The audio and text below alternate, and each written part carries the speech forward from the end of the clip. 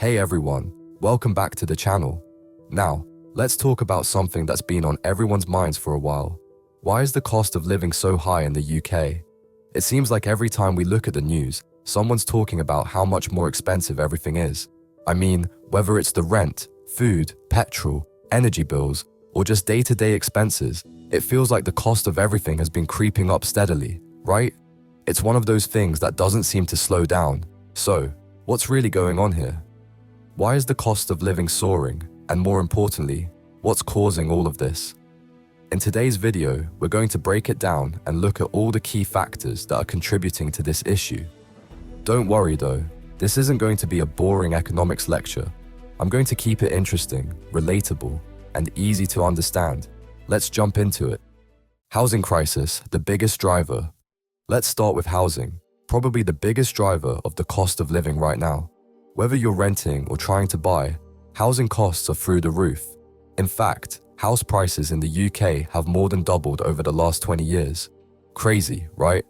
It's not just a minor increase either, it's skyrocketing. On top of that, rents have been increasing by nearly 30% over the last 5 years alone. Now, why is this happening?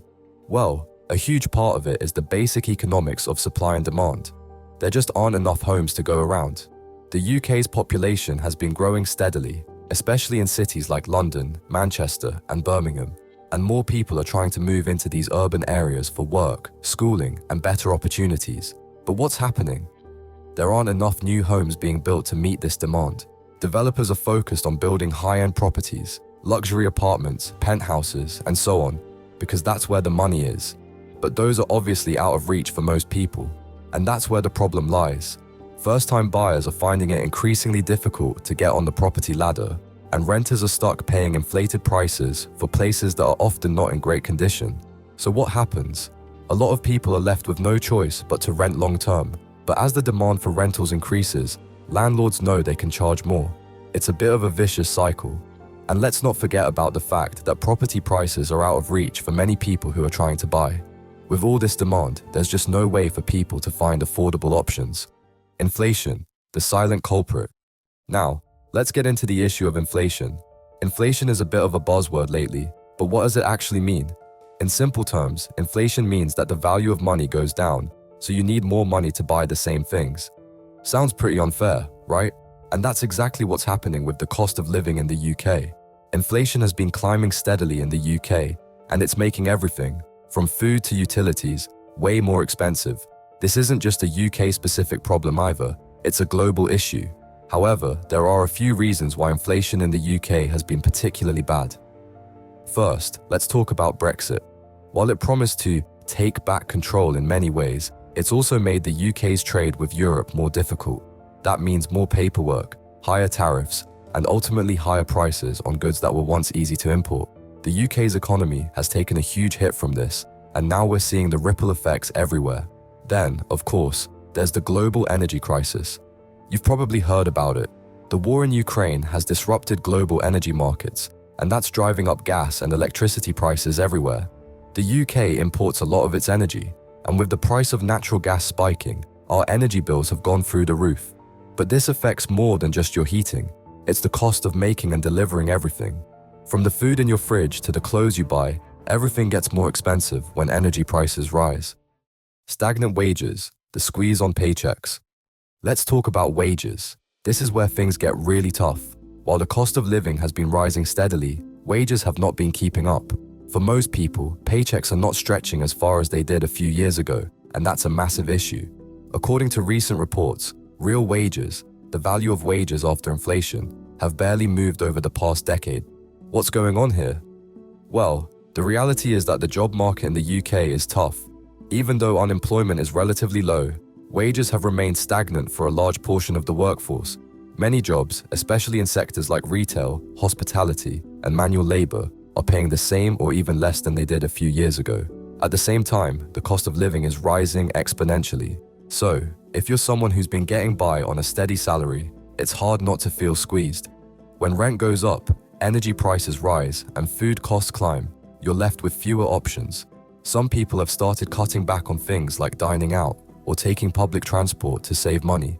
But again, this is not sustainable in the long term. we need to see wage growth that matches the rising cost of living.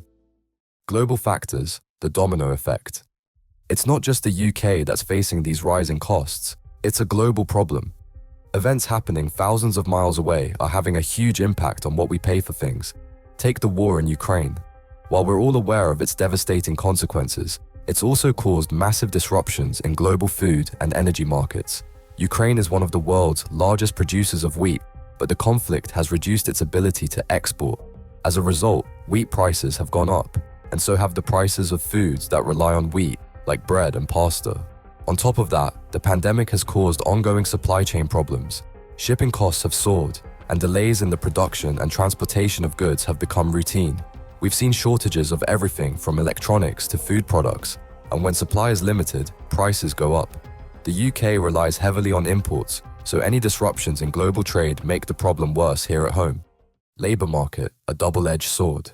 Another factor pushing up costs is the tight job market. While many sectors in the UK are seeing labour shortages, which should be a good thing for workers, it also means that businesses have to pay more to attract talent. But here's the catch. Those businesses often pass the extra costs on to consumers. If a company has to raise wages to fill positions, they're going to make up for it by increasing the prices of their products or services. Think about it. When companies raise wages for employees in retail or food services, they're not just paying out more, they're also dealing with higher operating costs. And guess who ends up paying for that? Us, the consumer. So, while it's great that workers are getting higher wages, those higher wages are often reflected in the prices we pay for things. What can we do? So, we know what's driving the cost of living up, but what can we actually do about it? Well, unfortunately, there's no easy fix, but we can start by being proactive in how we handle our personal finances. Budgeting is more important than ever. Tracking where your money goes and cutting unnecessary spending can help cushion the blow. On a broader level, we need more policies that support affordable housing and fair wages, but real change takes time, and it will require action from both the government and businesses. And we, as consumers, need to continue raising our voices, whether it's in local elections or through supporting policies that help ease the cost of living. Thanks for sticking with me through all of this.